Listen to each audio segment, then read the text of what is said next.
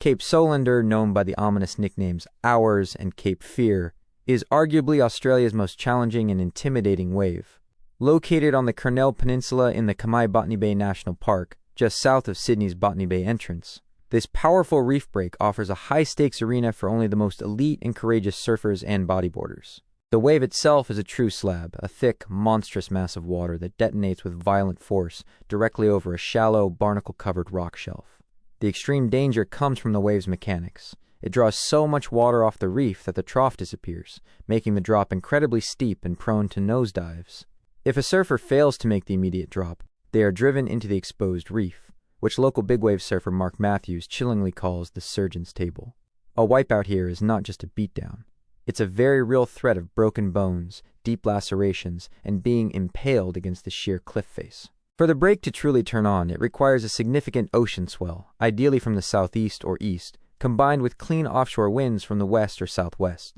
When the conditions align, the wave transforms into a perfect dark blue barrel, a premium wave that is considered one of the largest and cleanest tubes in Sydney. On the biggest days, with waves surging into the 15 minus foot range, tow-in surfing with the jet ski becomes necessary to match the wave's speed and safely access the critical takeoff zone. The spot is steeped in a contentious history of localism. Originally known as Piker's Hole by the first individuals who rode it in the 1960s and 70s, it gained its most notorious identity as Ours in the 2000s, when a select, powerful local group claimed exclusive ownership, leading to high-profile confrontations and an environment of extreme intimidation for outsiders.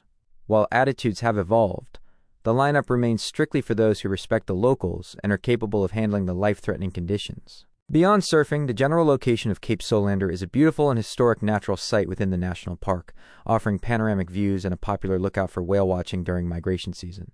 However, visitors must respect its dangerous nature, as the cliffs have been the site of tragic accidents involving falls. In essence, Cape Solander is less a leisurely surf spot and more a fearsome liquid monument, a place where professional big wave surfers test the limits of their skill, courage, and commitment against one of the most raw and punishing waves on the planet.